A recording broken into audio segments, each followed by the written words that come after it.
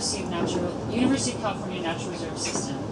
And my goal for tonight is I want to tell you a little bit about the reserve system in general, kind of who we are and what we do. We're a little bit of the hidden gem of the UC system. And then I want to tell you about the reserves that UCSC manages, and then we'll dive into Younger Lagoon Reserve itself. So the UC Natural Reserve System, our role is to support teaching and research outside throughout the state of California. We think of ourselves as the living laboratories and living classrooms of the university. So going back a little bit in time, I like to tell folks about our history. So this is a picture of Joseph Grinnell, and this is Science on Tap. So who's ever heard the name Joseph Grinnell? Woo! Anybody? A couple? Okay. Field notebook lovers out there are raising their hands. So Joseph Grinnell was an organismal biologist. He was affiliated with UC Berkeley. He worked in the late 1800s and early 1900s, and many of us know him or familiar with him because he developed something called the Grinnellian system for keeping field notebooks. It's a very detailed system, and many of us were trained in a method similar to that in keeping our own notebooks today. And he was famous for working all over California. He was an adventurer. He spent time in Yosemite. He worked all over the state. He worked at a place that's now called the Hastings Reserve, which is down in the Carmel Valley. On this slide on the right-hand side, that's a picture of the Hastings Reserve. Documented the natural history of this site, plants and animals that were there. And the work that he did in some ways was so detailed that even today his work is used as baseline data for scientific research. So folks started going out after Grinnell's time and visiting the places that he had done work and using those sites as field sites of their own. And if you fast forward about into the 1950s, 1960s, some of the places that Grinnell had worked were starting to disappear, especially in Southern California. There were sites that had been in a natural state that were now turning into things like housing developments, golf courses, agriculture, stuff that we care more or less about, things that humans like to use. But for field researchers, for ecologists working outside, this is a big problem. These are your laboratories that are disappearing before your eyes. And so this problem was discovered and really brought to the forefront by this person, who is Ken Norris, who I'm sure many of you are familiar with, and some of you may have actually known. So Ken Norris, famous ecologist, he finished his career here in Santa Cruz at UCSC. And he was one of the researchers who was working at these places down in Southern California and was starting to notice real changes on the landscape that were impeding his scientific research and his teaching outside. And so Ken was a big thinker, a big vision type person, and he saw this as a problem, and he saw that the university, he thought, could do something about it. So he came up with an idea of starting the natural reserve system, and he went to Clark Kerr's office at UC Berkeley, and he was relentless. He camped out on Clark's doorstep and finally got a meeting, and when he got the meeting, he was like, hey, we have a problem.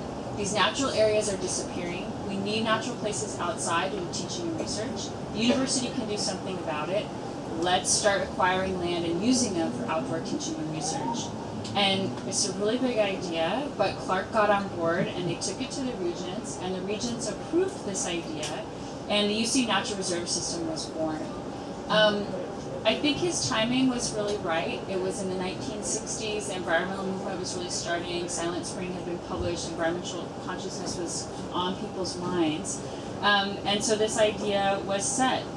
And once the regents gave their approval, Ken Norris, in his way, got a bunch of students and put them into vans, and they went all over California, and they started looking at sites and trying to figure out where there should be natural reserves, places that we protected in perpetuity to support teaching and research outside. And this is a map of where our reserves are today. So you can see in blue on the slide is where there's a UC campus, and in red is where there's a UC Natural Reserve. And I see some surprised looks around the room like, wow, I never knew. And it's the largest university-run natural reserve system in the world. We manage 39 reserves. It's over 750,000 acres. And you can see it really spans the state north to south. And this next slide is like the slide that they tell you never make this slide because it has lots of words on it. But the reason I have this slide up here is this slide shows our mission statement, and it also shows mission statements of other organizations you might be familiar with that operate in California and throughout the country that conserve natural lands. And you'll see that ours is the only one up here that has teaching and research explicitly called out in its mission statement. So we do conservation work, of course. We're conserving natural lands to do teaching and research. But really what we're here to do is to support the university's core missions of teaching, research, and public service, which is really different than places like state parks, national parks, or wetland. So these 39 reserves are up and down the state. Every campus manages some number of reserves. Typically the reserves are close by to where that home campus is, although sometimes research interests or sort of historic legacy will have a campus with a reserve that's far away. Here at UCSC, we take care of 4 UC natural reserves. So you can see here they span the coast from Año Nuevo Island in the north and all the way down to Big Creek Reserve in the south, with Younger Lagoon and Fort Ord on the Monterey Bay itself. So these 4 reserves are really unique. And the first one I want to tell you about is Año Nuevo Island. So how many of you have been to the state park? A few hands. Okay, who took the tour at the state park? Almost all the same hands, right? So when you take the tour, I actually think this is like one of the most amazing things you can do around here is take the tour at Año Nuevo because you learn so much science on this tour. The docents are incredibly well trained, and when you take the tour, you learn all about marine mammal ecology.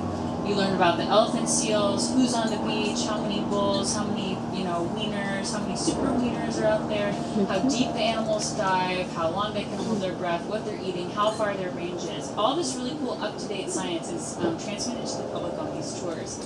And most of that science is coming out of research that's done on the island. Most of that research is on marine mammals and seabirds, and the island has been managed long-term by the UCSC Natural Reserves through an agreement with state parks for many, many years. This gives you a sense of the sort of sheer numbers of animals that are out there on the island, pretty incredible spot. And you can look at that research not just on the tours, but you can also see a lot of that online. You can actually go online now and track individual animals as you're moving around. It's very cool. At the far other end of the reserves that we take care of is Big Creek Reserve. Big Creek Reserve is located in Big Sur, south of the town of Big Sur, almost all the way to Lucia. The reserve is now managing about 10,000 acres, just under 10,000 acres, 2 complete watersheds with marine protected area offshore. Lots of research has gone on there for many, many years. This reserve has our most robust facilities, so there's multiple campgrounds, there's research labs, there's places for researchers to stay overnight, for classes to stay overnight, and for actual laboratory space as well. If you move a little bit north from, I should make a plug. I want to make a plug. So, there's a wonderful film that was made about Big Sur, and it also really highlights our reserve at Big Sur, and not just our reserve, but our very long-time land steward, who's been at the reserve for almost 30 years. His name's Stainer Arias. And that movie is showing, a special encore showing at the Rio on Thanksgiving weekend. So if you're like here on Thanksgiving weekend, you're not sure what to do with your family, I highly encourage you to check that out on that Saturday. That's my plug for Big Creek. You'll fall in love and then want to go. If you go a little bit north of Big Creek, there's Fort Ord Reserve. And Fort Ord Reserve is located on the former military base in the Seaside Marina area. And so when that base was closed and they went through the BRAC process, lots of different things happened with the land, right? CSUMB was created on the site. Much of the land went to the BLM. Probably some of you have been on that BLM land, maybe especially if you're a mountain biker, gone there.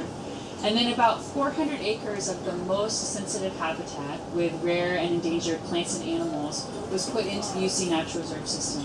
So we have 400 acres in Fort Ord, Maritime Chaparral, there for teaching and research. This slide shows a little bit of what some of this teaching and research kind of looks like outside. So these are long-term research plots that one of our UCSC faculty has studied at Fort Ord. And you can see these are what we call exclosures. So they're fencing to try and keep out things like deer from browsing on some of the chaparral down there. This is a good example of something that you see in many of our reserves, so things like fencing, pin flags, scientific plots out there. And my job is all about trying to find a way to say yes to this type of thing, which is different than a land manager who's working from a point of view of trying to provide the most perhaps natural viewshed or recreation experience for a visitor who might be like, meh, this is a great project, but I'm not so sure that this wire exposure should go here. This is the type of thing you see on our site. Again, we really think of ourselves as a living laboratory and classroom. So Año Nuevo Island, Big Creek Reserve, Fort Ord Reserve, and then Younger Lagoon, which I'm going to talk about in a couple minutes. Those are our 4 UC natural reserves that UCSC takes care of.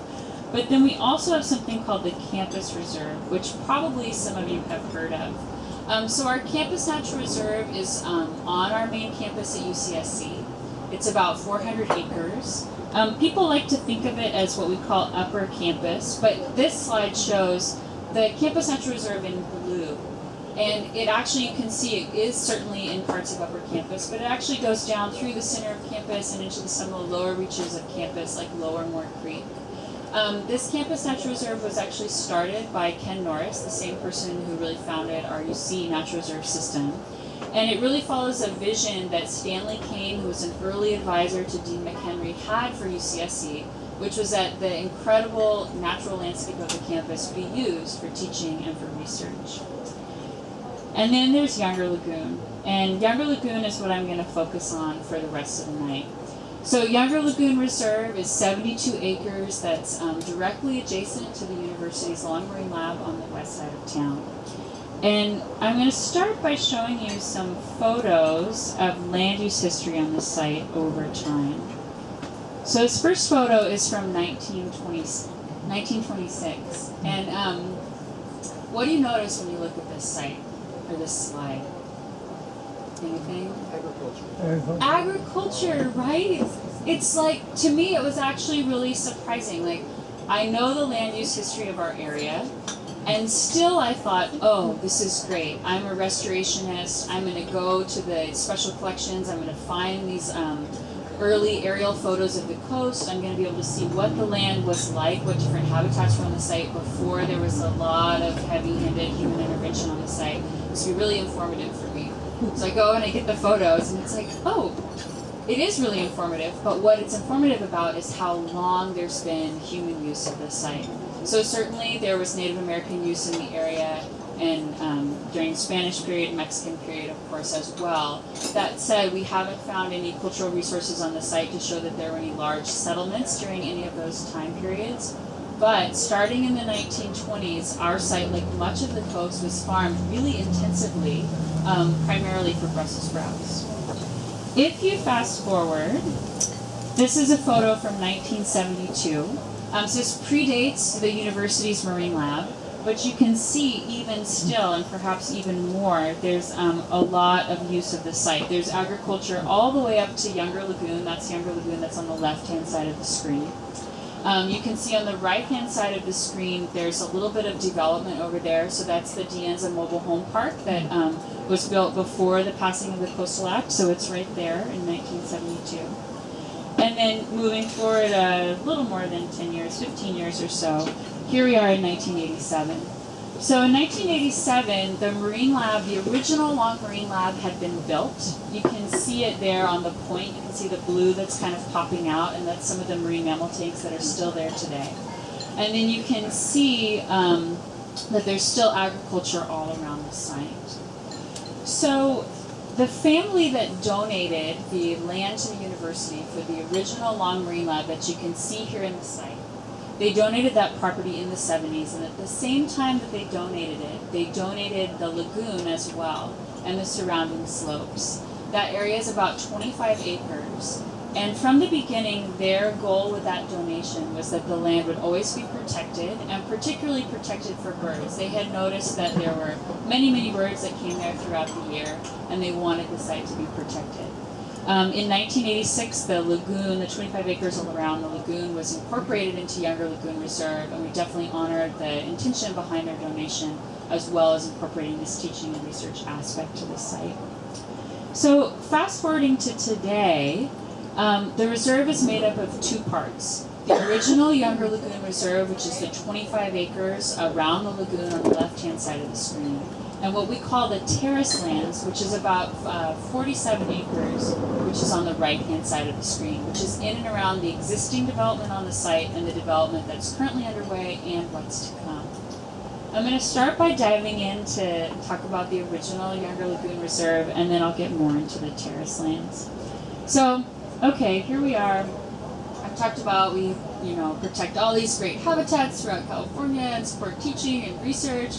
And then you're like, okay, so it's this 72-acre reserve, and I can see there's agriculture right up to the edge of one side, and then, boy, there's the marine lab right next to it there, and then you can see the west side of Santa Cruz. Like, what does this little 72-acre reserve have to offer?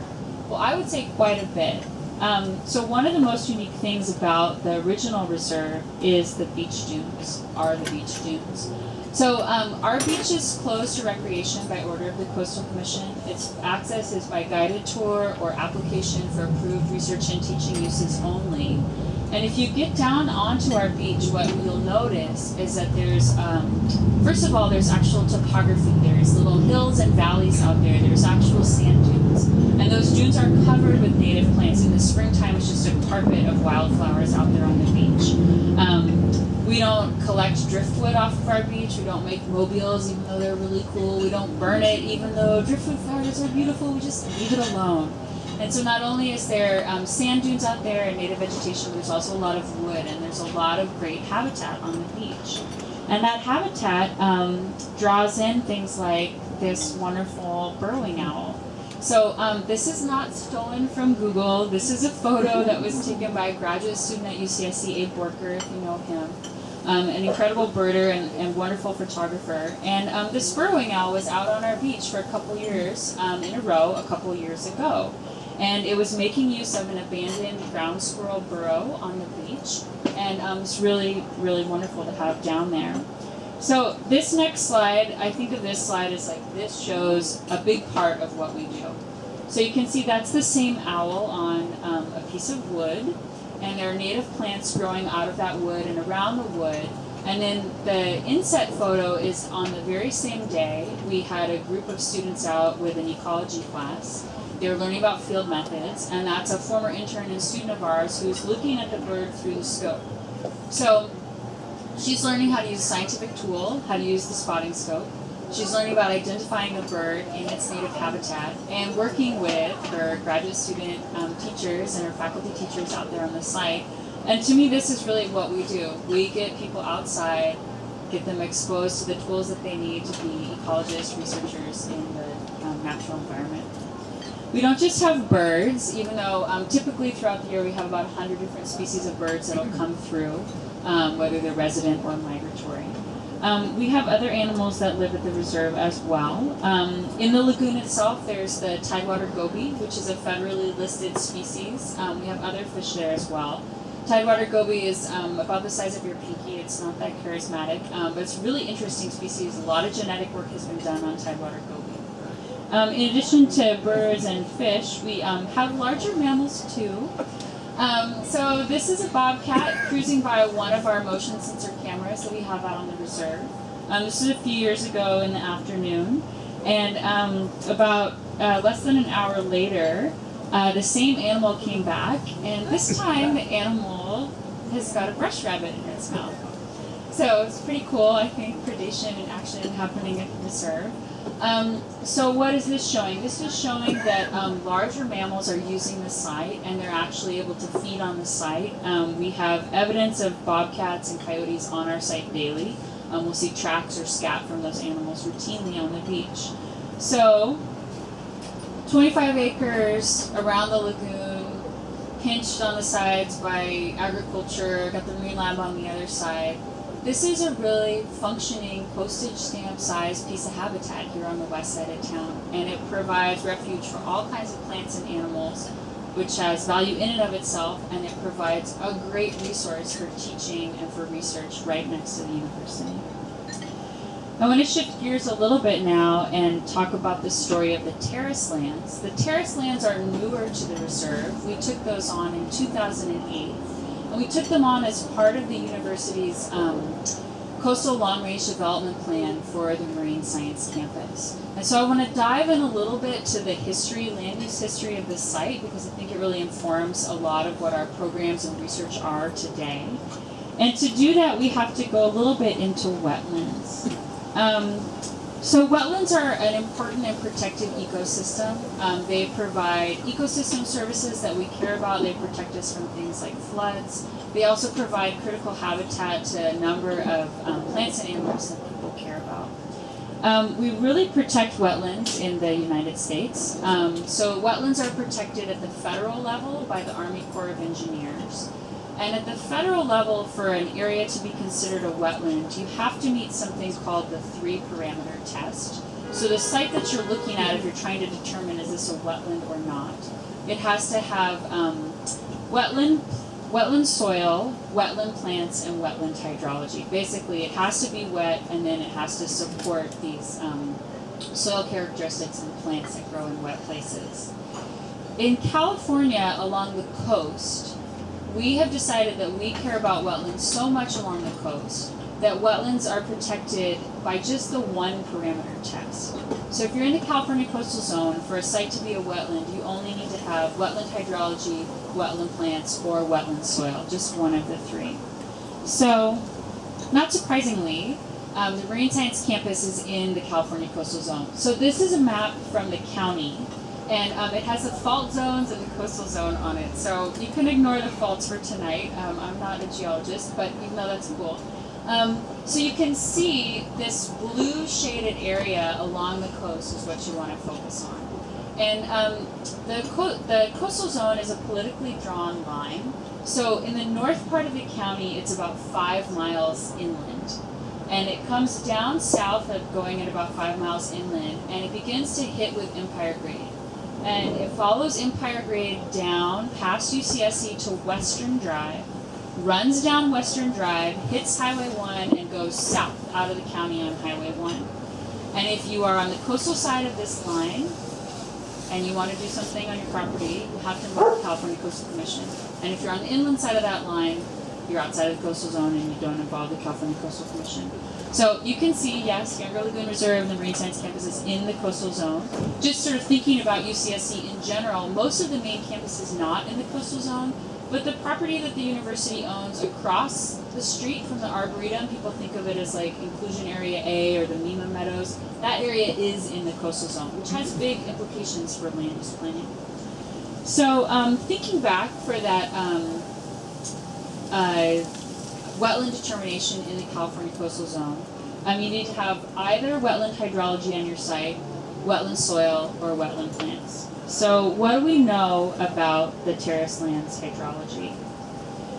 So there's evidence of ponding on our site. If you go back to that 1926 aerial photo, there you can see here, just to the right of the lagoon, there's like a depression area, and in fact there's a couple depressed areas out there. And if you go back and you do interviews with folks who were around at that time, folks will say, yeah, there were ponds on the site. And in fact, there's historic evidence of people trying to drain those ponds. You can imagine if you're a farmer working on the site and there's areas that are wet and you're trying to move your tilling equipment through it, you would try and figure out ways to sort of move the water around so you could get your equipment through. So seems like, okay, maybe there's some evidence of ponding on the site and perhaps wetland hydrology. What do we know about the soils? There's 3 different mapped soils types on our site, and 2 out of those 3 are listed on the hydric soils list. So you obviously have to go out and test your soil and see if you're matching the criteria that are listed on the hydric soils list. But again, this is good evidence that, okay, perhaps there's something going on out here with wetlands. And then wetland vegetation. So there's a plant that up until very recently was considered what we call a wetland obligate plant. And basically what that means is that everywhere that plant grows, 99% of the time, the site that it's growing, that's a wetland. And the plant is used as an indicator species. That plant on our site is called Douglas's Baccharis glutinosa. And it's actually been downgraded a little bit to a slightly less indicative plant recently. But nonetheless, this plant, which is in orange on the right-hand side of the screen, you can see that it grows everywhere all over our site. So I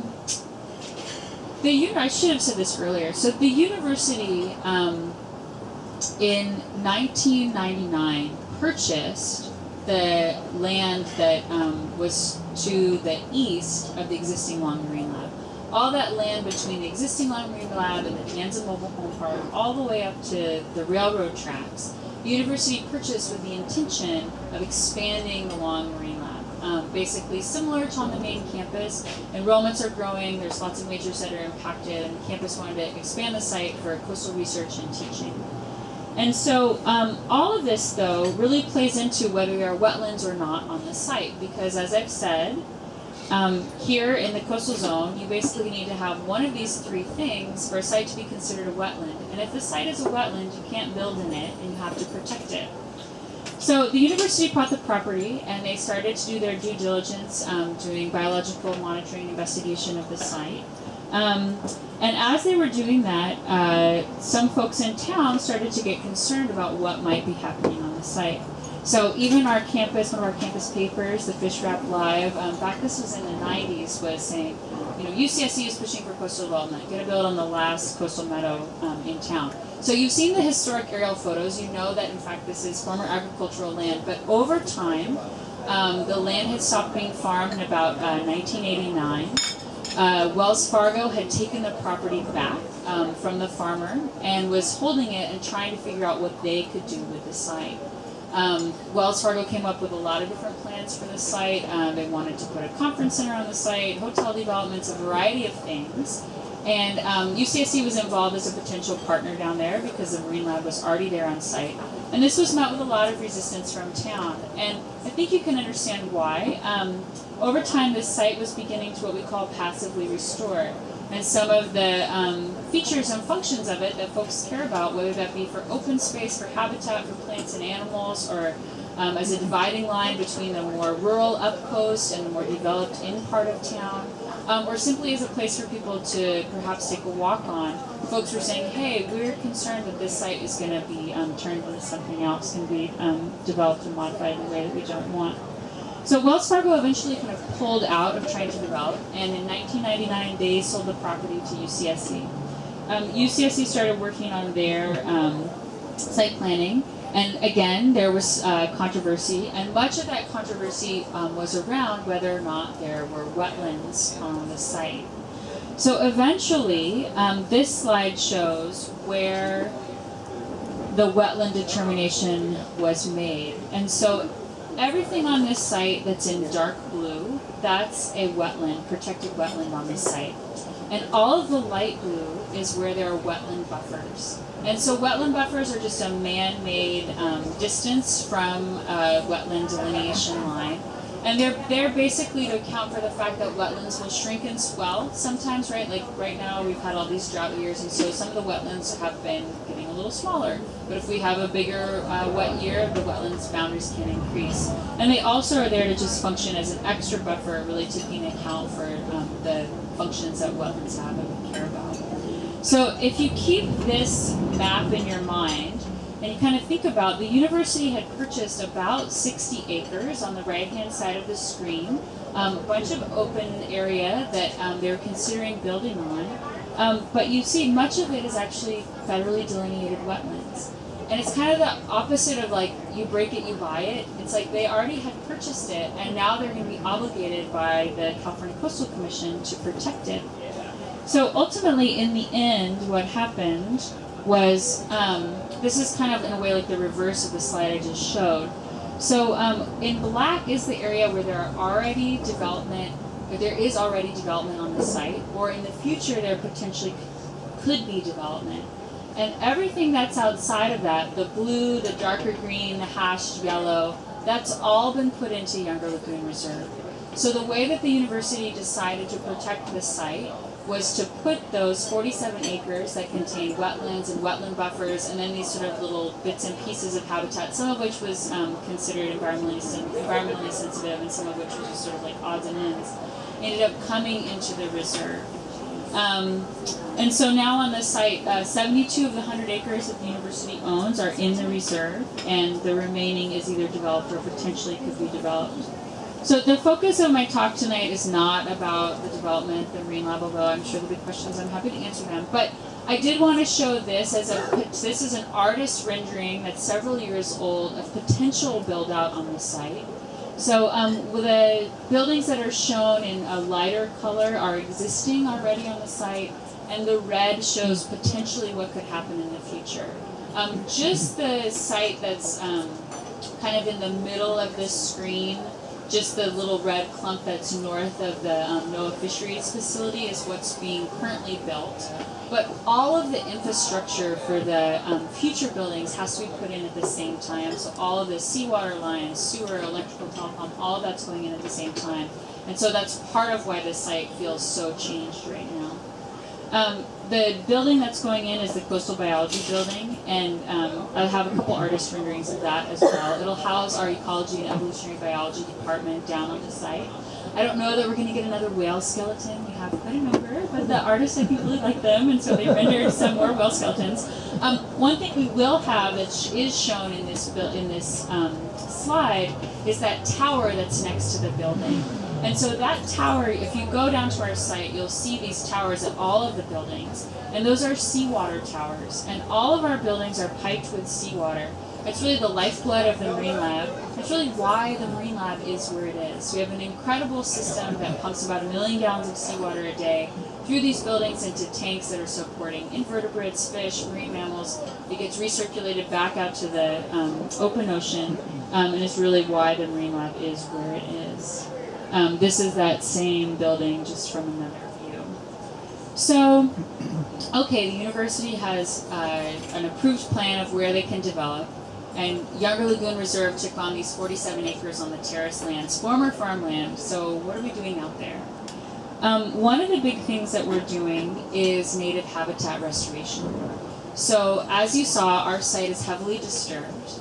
And the university has been obligated by the California Coastal Commission to take non-native invasive grassland, seasonal wetland, and scrub and restore it to native coastal prairie, native seasonal wetlands, and native coastal scrub. And it's a pretty big undertaking. We involve students in everything that we do. We have about 20 student interns a quarter, and I call them the kind of chop the wood, carry the water interns. They're really learning the hands-on skills of native habitat restoration and outside. We do all of our own seed collection ourselves. We collect seeds by hand. You can see these are some students in the summer getting to go up onto the North Coast. We have permits to collect on these really botanically rich sites. Kind of get your like hunter-gatherer feeling on when you're out there. Really simple, by hand, paper bags, scissors, that kind of thing. Seems simple. However, there's a lot of skills going on in this photo. So these students are having to go out to sites and, number one, know where these native plant populations are. Number two, be able to identify the plants in the summer when they're really dried up. We call this forensic botany, right? So you're out there and a lot of, collecting grass. Boy, a lot of these grass seeds look alike. So we want the students to be collecting the correct native grass seeds. We come back and we do all the seed cleaning ourselves, typically in the winter when it's raining outside. We do all of our own propagation. We do it up at our UCSC teaching greenhouse up on campus. In a typical year, we grow between 25 and 40,000 native plants ourselves, and we try to plant out about 2 acres a year. One of the things that a restorationist always does is bleed work. And so here's a picture some of you might recognize from our coastal bluffs a few years ago, covered with ice plant. Ice plant is not, if you don't know already, I hate to break the news, ice plant is not a native. And it actually does a lot of things that we don't like, including it contributes to coastal erosion. Basically, ice plant is really great at holding onto water. So when it rains, ice plant takes up a bunch of water, it gets super heavy, and it starts to pull cliffs down, and you can actually see it along cliffs in town. So we and others along our coast in Santa Cruz have been working to remove ice plant and replace it with native vegetation. So a few years ago, here are some of our weed workers out on the site pulling ice plant. And lo and behold, underneath the ice plant, there were in fact some native scrub out there that we liberated. And if you come out to the site now, you'll see that we've replanted in and around all that scrub, and it's really thriving out there on the site. We still do have some ice plant. Much of it is on the cliff faces, and that's a trickier prospect of working on that. Number one, safety. That said, my coworker is excellent on ropes, and I trust him to go down there on a rope. But number two, we don't want to be pulling the ice plant out on cliff faces and potentially contributing to erosion. So you have to move slowly with that kind of work. Our first goal was to actually get some native plants reestablished on top of the cliff to help hold the soil in place. As I said, much of this work is done with students, so we have hundreds of student interns and volunteers that come with us to do this hands-on learning outside, doing these skills in the field. If students come and they do the kind of chuck the wood, carry the water, anybody's welcome as long as it fits in your schedule internship, and they like it, we have ways for them to stay involved and to go a little deeper. So one of those ways is through a 5-unit internship where students take on a more substantive research question, or they write a paper and really dive into something else at the reserve. Another way that students can dive in a little deeper is through a senior exit requirement. So that's typically at least a 2 and sometimes more than 2-quarter commitment, where students are fulfilling the exit requirement in their major by working on some kind of research project at the reserve. And so this photo shows a couple students with their posters and poster presentation a few years ago. And so these are students who set out a scientific experiment at the reserve. Both of these students were looking at some question involving restoration. They worked closely with faculty to design and set up that experiment. They followed it, collected the data, analyzed their data, wrote the data up, presented it on a poster. It's a really formative experience for the students, and they walk away not just with knowing how to do something, which the students are really hungry for, but also with this deeper connection to a mentor on campus and someone who actually vouched for them and write them a letter of recommendation. We try to really emphasize to our students, and they really want something to distinguish them from all the other high achievers all around them, right? They're all university students, they've all done really well, and so they're looking for that sort of more unique experience we can offer on the reserve.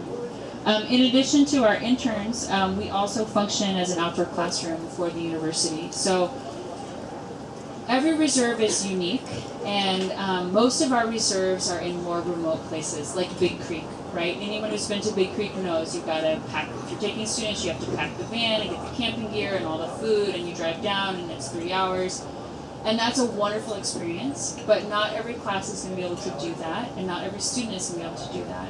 Younger Lagoon Reserve, we are right next to a place where students are already having classes. They can come down in an hour and 10-minute or hour and 45-minute class, get outside, learn how to use a dichotomous key, learn how to collect insects and look at them with their TA and figure out what is this that I've caught, and then get back to their next class right on time. So really valuable for getting lots of students out. In addition to our class use, we also support research. And so I want to highlight just a couple research projects that are ongoing at the reserve. So the first is we have long-term projects in restoration. So many land managers, when they're tasked with restoration, often as a mitigation for some kind of construction project, they're on a short time frame, they go out there, they do something, maybe they collect some data on it for like 18 months, and then it gets put in a drawer and nobody thinks about it again. Here at the university, we have the opportunity to take a more thoughtful approach and to incorporate research into everything that we're doing. So we have our goal of restoring these 47 acres from non-native grassland and scrub and wetlands to natives.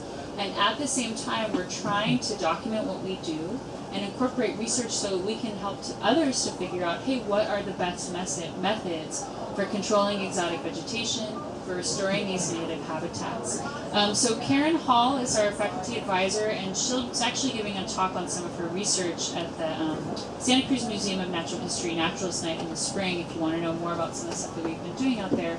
But we have some experiments on the site looking at things like typical weed control methods, charping, scraping, mulching, those kinds of things. Over time, how do they look? Different types of planting techniques. Do you seed or do you use seedlings? What are the costs and benefits of those?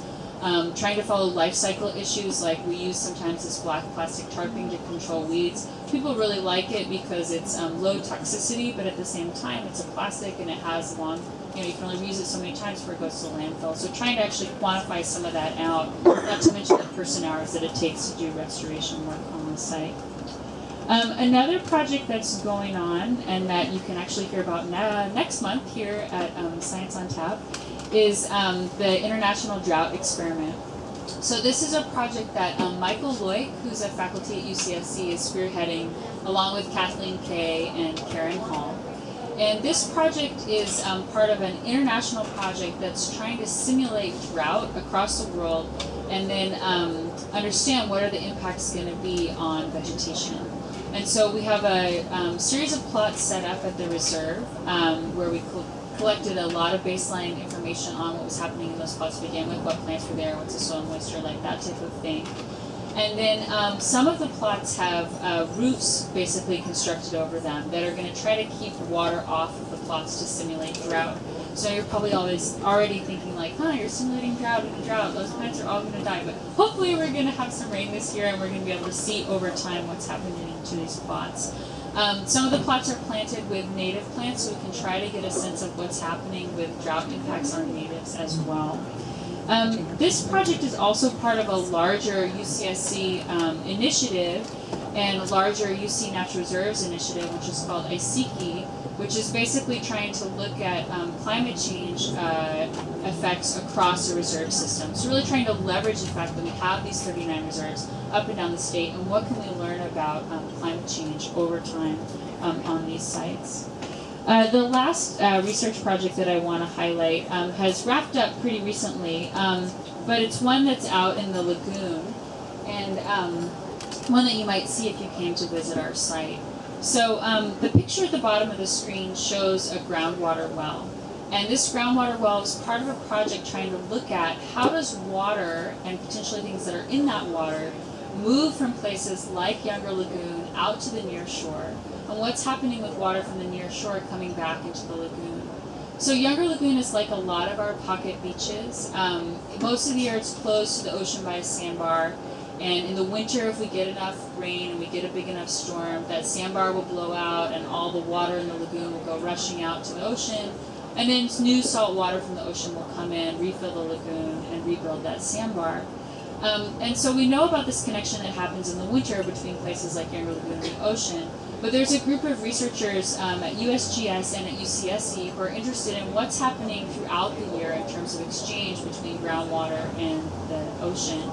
One of the things that these folks are interested in is monomethylmercury, and I'm not an aqueous chemist and I'm not going to get super into it, but basically what happens is places like Younger Lagoon have a low oxygen substrate at the bottom, and mercury that's being deposited into the environment all the time from things like power plants gets deposited in the water, settles out in that low oxygen substrate, and then mercury can undergo these reactions, redox reactions, to become monomethylmercury, which is what we care about when it gets in the food chain. We care about it for moms, for kids, that kind of thing. So places like Younger Lagoon can potentially be sources of this monomethylmercury out into the environment through this submarine groundwater discharge. And so this is the type of thing that we have at Younger Lagoon. These folks had a series of these groundwater wells. They're actually quite expensive. They were up and down the lagoon, and they would come out and monitor them routinely. Again, my job is trying to say yes to this type of project. I think it's really valuable in terms of the science that it can bring.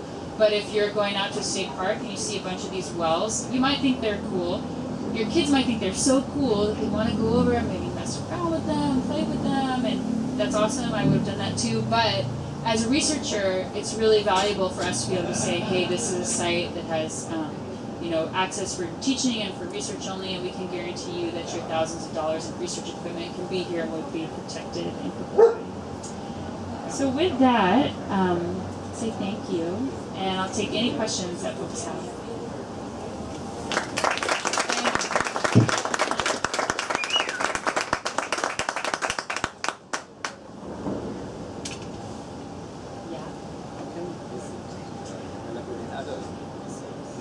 Okay, how can we visit Younger Lagoon? Awesome, I have a convert. Okay, so Younger Lagoon has guided tours that run twice a month, and they're run through the Seymour Center, and you can sign up via the Seymour Center. If you go on their website, it shows you.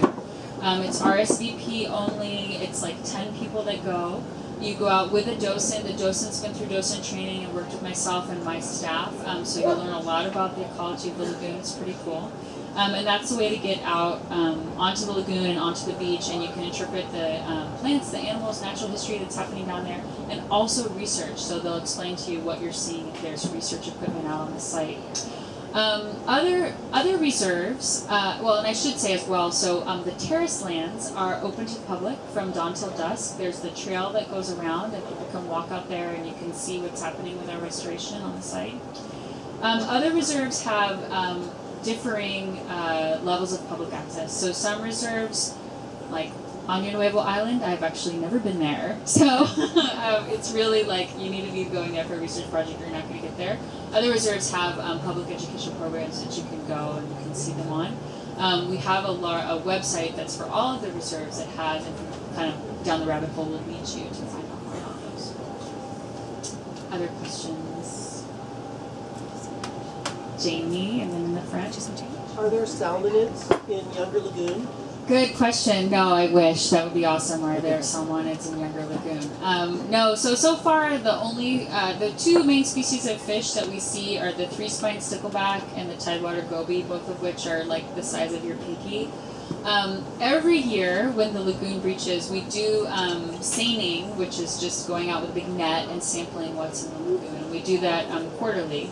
And every year in the winter, when we do our seining after the lagoon has breached, my colleague and I are like, maybe we're going to find a shark. You know, we're like really excited that something really cool is coming from the ocean. But typically we just see goby and three-spined stickleback. We have had a couple other species like, little flatfish and sculpin, but no salmonids. That would be great though. Yeah. In front. Two questions.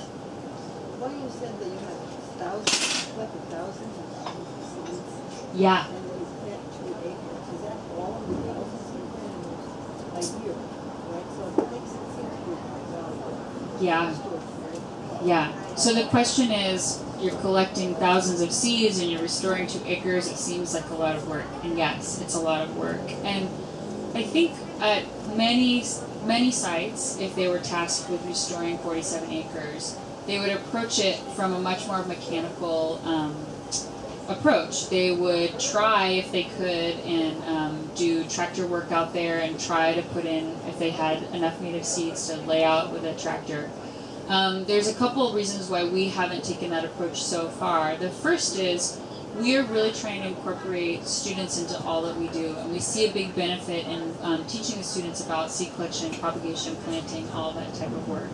Another reason is that our plants do really well once we get them in the ground. We have a really high success rate, and with seeding, we have explored seeding in some of our research projects, and they've been a big bust, unfortunately. You just have a lot more uncertainty when you're doing seeding. So you put the seeds out, and maybe it rains a bunch today, and then we get this midwinter drought, and the seeds, they germinate, and then they're like out there, and there's no rain for a month, and they die off. Or, as we've seen, you lovingly see this big experiment, and then, these birds come in and start picking off the seeds. So for us, we've liked the control with the plug planting. The other constriction that we run up against is we have a very small seed collection zone for our site. So we try to collect basically within Santa Cruz County and a little bit of southern San Mateo County on the first marine terrace. And in order to drill seed, like you would on a farm with a tractor, you need a huge volume of seed to put down. And there's just not that much seed out there to go and hand collect. Now you could farm it up on site, and we've started to do that over time, so that option is coming up for us. We actually have an experiment going in this winter that'll be looking at seeding, because we do think it's a good option for us, but that's kind of why we've done it the way we've done it. And we couldn't do what we do. We're very lucky to be able to have the student interns that we have. So we have this endless supply of really excited, like 18 to 22-year-olds that want to come and work with us, which is really a unique position to be in. And it affords us opportunity to do these research projects and that type of thing, and to support our teaching mission But yeah, I mean, most land managers, if you say, hey, go out and restore 2 acres, they're going to take a different approach. And second question, if that answered the first. Okay. The second one is about Jesse. I do not know about Jessie Street Marsh. It's right, It drains into the river close to the ocean. Is it the one, like, if you're going up, like, Broadway, and it's, like, right there? Yeah, I'm sure it's in the coastal zone. Yeah, gotta be.